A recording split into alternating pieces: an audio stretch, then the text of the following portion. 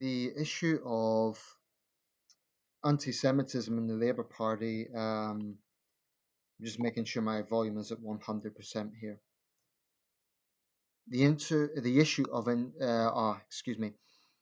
the issue of anti-Semitism within the Labour Party is once again becoming a very dominant issue. Just as Brexit is dividing the Tories, it seems this is the big issue dominating the Labour Party right now. Deputy Leader Tom Watson said that unless this was fully dealt with, in fact, his exact quote was, Labour need to take a long, hard look at ourselves, lest the party be lost in a vortex of eternal shame. Jeremy Corbyn has made a speech on the issue, and I'm not going to read out the whole report, but in his message, Mr. Corbyn said driving anti-Semitism out of the party for good and working with the Jewish community to rebuild trust are vital priorities. I am sorry for the hurt that has been caused to many Jewish people. We have been too slow in processing disciplinary cases of mostly online anti-Semitic abuse by party members. He said they were speeding up the process up as people with such views had no place in Labour. He insisted that only a small minority, less than 0.1% of members, held such views, but one is too many. Our party must never be home for such people and never will be. People who use anti-Semitic poison need to understand. You do not do it in my name or in the name of my party. You're not our supporters. And anyone who denies this has surface within our party is clearly actually wrong and contributing to the problem. So Jeremy Corbyn has been very blunt in his message here. I don't think anyone could look at that speech and say he hasn't been strong in how he has worded that. But the contention has been that it's too little too late. Definitely Jewish members of the party have expressed their unease at how this has been handled, not just Jewish members, other members of the Labour Party. Now, there's a number of things to address with this. First of all is the International Holocaust, let me get this acronym correct, the International Holocaust Remembrance Alliance. Their working guidelines for the definition of anti-Semitism is very important because that has been one of the major sticking points in recent days. The contention being that Labour has arrogantly taken its own definition. Now, as I understand it, Labour has adopted 7 of the guidelines from this group, but has broadly taken into consideration 4 others, so more or less taken into account, to run in tandem with the IHRA's guidelines. And I'm going to read out those guidelines because this is very important, I think. I'm going to read that out as a kind of template for the rest of this video because I think it's very important. And the guidelines are as follows. This is in defining what is anti-Semitism. This is the general working pattern. And I'll try and put a link to this source I'm looking at. It's a press document from the current Romanian chairmanship. Well, not current 2016, but this is the latest one that's available. Romanian chairmanship of the IHRA guidelines, and this is the examples that they cite. Calling for, aiding, or justifying the killing or harming of Jews in the name of a radical ideology or an extremist view of religion. Making mendacious, dehumanizing, demonizing, or stereotypical allegations about Jews as such, or the power of Jews as a collective, such as, especially but not exclusively, the myth about a world Jewish conspiracy or of Jews controlling the media, economy, government, or other societal institutions. Accusing Jews as a people of being responsible for real or imagined wrongdoing committed by a single Jewish person or group, or even for acts committed by non-Jews.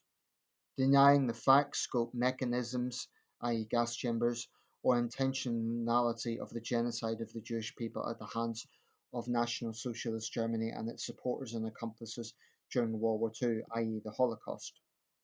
Accusing Jews as a people or Israel as a state of inventing or exaggerating the Holocaust.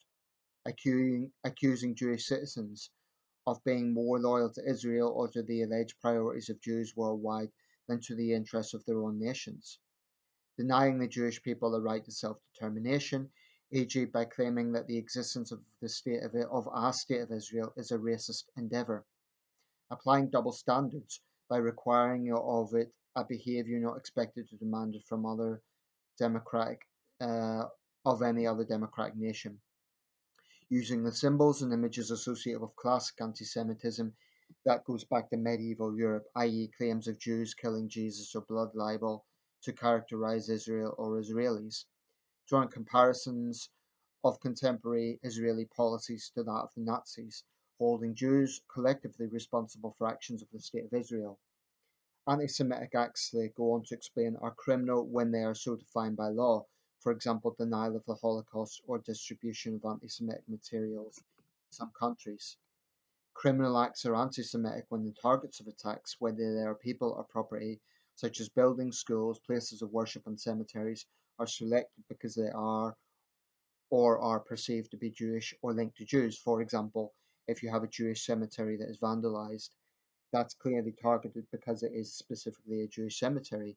You know, you have stars of David on headstones and so on. I think these working guidelines are very important to understand. And I'd go along with a lot of that in terms of them being unacceptable. Now, what the Labour Party has said is they have adopted all of these except four, and they don't specify, or the report doesn't specify which four they haven't fully adopted. What it actually says is they've taken the essence of the other four captured in the document, but he said there was an issue about half of one example out of 11 because it could restrict criticism of Israel. He referring to Jeremy Corbyn. Um, Actually, the IMRA um, do specify this issue about Israel. If I could just find it, if you bear with me a second, they actually recognise themselves that it's legitimate to criticise Israel as it is in the same scope of criticising other countries. So, for example, criticizing Israel for military force, if you're going to criticize the United States or Russia or Britain or other countries. But what they're defining as anti Semitism is if Israel is singled out. Now, this is very important because I think what's happened in recent years is the Labour Party has definitely kind of reached out to a certain demographic. Um, if I say Muslims, that can be inflammatory because that can be tribal in itself. There's many Muslims who support the Conservative Party, small business owners and so on. But definitely there is a demographic within Labour that is fiercely anti-Israel. So I think the Labour Party has pandered to that pro-Palestinian contingent who does tend to involve a lot of Muslims. That's just a fact. That doesn't mean that every Muslim is anti-Israel, and that doesn't mean that every Muslim supports the Labour Party, but I think that is part of the situation here. Now, there is no question about it that on some forums purporting to support the Labour Party and specifically Jeremy Corbyn, there is definitely an overlap between anti-Semitism and criticism of Israel. Now, I do not believe that Jeremy Corbyn himself is an anti-Semite. I've seen no evidence for that. I've seen no evidence that Jeremy Corbyn is personally bigoted towards Jews. His supporters point out that back in the 70s he was in the front line fighting against neo-Nazi groups in defence of the Jewish community in parts of East London. So I do not honestly think that Jeremy Corbyn is personally anti-Semitic. But I think there is a case to be made that he has been too complacent about this problem because Corbyn is a tribal politician. He is very much pro-Palestine. He is very much in that contingent of solid left opposition to Israel. Now, in itself, that's not necessarily a wrong thing if it was consistent in criticism of other countries. Jeremy Corbyn is not consistent in his human rights record because he praised the Castro regime in Cuba. So it's a little bit there's a self-righteousness aspect to Jeremy Corbyn, which you get a lot within the left, of being selective in sort of human rights are concerned about. But anyway, leaving that aside, on the specific issue of anti-Semitism, I think it is very important to define, because where you get people who are using their animosity towards the Jews and Jewish world control and Jewish control of the media and all that sort of thing, as kind of a cover for, or rather, their criticism of Israel as a cover for something deeper, that is a problem. And one thing I will point out that can be observed is anti-Semitism can be found on both the far right and the far left, albeit in different ways. For the far left, it is about um, primarily about Palestine, and they associate the Jews with Israel. Not all of them, because there are, of course, the Jewish people themselves are very diverse. You get left-leaning Jews who are very critical of Israel, who are critical indeed of Zionism. But you do get that left-wing contingent that is very pro-Palestine, and sometimes that does morph over into anti-Jewish conspiracy theories. I've heard it. I've personally witnessed and seen and heard this. Um, that's what you get within the left. Now, within the right, the far right, it gets into Holocaust denial. It gets into some very ultra right wing groups, particularly in the United States, who are convinced of the Jewish world control. The Jews control the liberal media. The Jews control the banking system, keep the white man down, and all this sort of crap. Um, so actually, the far right and the far left have more in common than they think. They both have a long track record of raising questions about the Jewish people. But I do think it is important to point out that the Jewish people are diverse. Now, in terms of it being legitimate to criticize religion, that's something I will always defend. So, for example, if you get cases of ultra Orthodox Jews refusing to sit next to women on a plane, as has been recorded, situations like that, absolutely that should be criticized. No religion is above scrutiny, including Judaism. But the thing that makes it a bit more complicated, which does make it different from criticizing Islam or Christianity, is that the Jews are also can be classed as a race, whereas Christians and Muslims are not. So the Jewish people can be determined as an ethnic subgroup, which may not be a good thing, but that is something that um, many Jewish people will themselves say. The question of who is a Jew within the maternal family line of Judaism and so on. So that's why being critical of the Jews can be seen as being critical of black people or Asian people.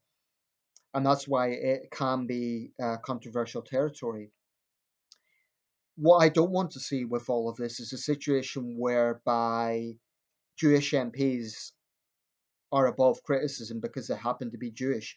I think any public figure should be criticised if there's legitimate cause to criticise them. But the crux of the situation here is it has to be because of their policies, because of what they're advocating, not because they are a Jew. And where you can tell anti Semites is they always bring the Judaism into it. So they don't criticize. Let me just give an example off the top of my head. This is not a real person. Let's say you have an MP or a senator called Jacob Weinberger, right? And he happens to be Jewish. Let's say someone doesn't like his policies. Maybe they think those policies are too hawkish. Maybe they think those policies are too liberal, whatever it is. But then they criticize Mr. Weinberger and they say, um, this Jewish senator, this Jewish MP, that's where the problem lies. It's not this conservative MP, this this hawkish MP, this warmonger MP. It's this Jewish MP, this Jewish senator. Bringing the Judaism into it is where you find the anti-Semitism, and I think that's very important to point out. But we also must be. I'll be honest. I'm a little concerned that some of this dispute, and I have to be careful how I say this because I don't want to be misunderstood. I think there is a real problem with anti-Semitism in the Labour Party, and I think some of the criticism that has been directed at Jeremy Corbyn over it is justified because I think he has been slow to act. Particularly when you hear disciplinary proceedings against, for example, Margaret Hodge. Um, and I'll come back to that. But I do think that there is an aspect to this where some of Jeremy Corbyn's political opponents are taking advantage of this. I think definitely conservative critics are absolutely lapping it up. And you don't have to be a Corbyn supporter to see it. I'm very critical of Jeremy Corbyn in many ways. But I can't help but feel this is really being very dominant within the Labour Party at the moment. And I'm not saying it shouldn't get attention, but the level of attention is such that you can't help but wonder, are there some people that are frankly taking advantage of it? And I think there are. That's my gut feeling. Now, some of my centrist friends, some of my fellow Corbyn critics might be shocked to hear me say that. I don't think there's a witch hunt against Jeremy Corbyn. I think a lot of the criticism is legitimate, but I think it would be very naive to think there aren't people that are lapping this up. Politics is power. So the idea that there aren't conservatives out there who aren't, really thinking, well, this is great for us because it's going to consign the Labour Party to history, that they aren't thinking that might be a good thing. I think that would be very gullible not to think that there are people out there who might well be taking that position. I think most of the criticism is probably legitimate, but you have to also be wary whereby, for example, I've seen situations where simply asking for evidence is in itself deemed anti Semitic. Now, that is absurd. When serious allegations are made about anything, of course, evidence has to be presented. I don't think asking for evidence is anti Semitism. It might be a bad attitude, it might be denial, but in itself, it is not anti Semitism. And I think it's a fair question. If, for example, you get a member of the Labour Party who is accused of anti Semitism, if they're guilty, I have no sympathy with them. They should be expelled from the party. But it is valid that they have due process. And I'm a little bit wary. It's a bit like the Me Too thing, where you have accusations being made, and actually, whilst there is definitely evidence out there, it isn't always necessarily brought up at the time. We hear of, for example, this toxic atmosphere of anti-Semitism, and anti-Semitism is toxic. But okay, well, let's show the evidence and then expel the person, because I think it is dangerous to have a situation where allegations are flying around and someone could be facing expulsion from a party, but the evidence has to come with that. And that evidence has to be provided as well to the wider public, quite frankly, because then people will start thinking there is a witch hunt. Now, I don't happen to think there is at the moment, but I think that's the perception that will go out there if the evidence isn't produced. And I'm not saying there isn't evidence. I've seen it. I know there is anti-Semitism within the Labour Party. All I'm saying is that has to be also shown in tangent when you hear these allegations, and that isn't always the case. Sometimes you hear like, "Oh, there's this toxic anti-Semitism," but asking for evidence might be a bad attitude. It might be denial, but in itself, it's not anti-Semitism. And saying that it is wrong. That's no more anti-Semitism than asking for evidence of a woman being sexually harassed is misogyny. It's not. It's asking for evidence. Because I'm a firm believer in due process. When someone is accused of something serious, the evidence has to be presented against them, and if it is there, then yeah, definitely penalise them. But that seems to me to be a very reasonable request.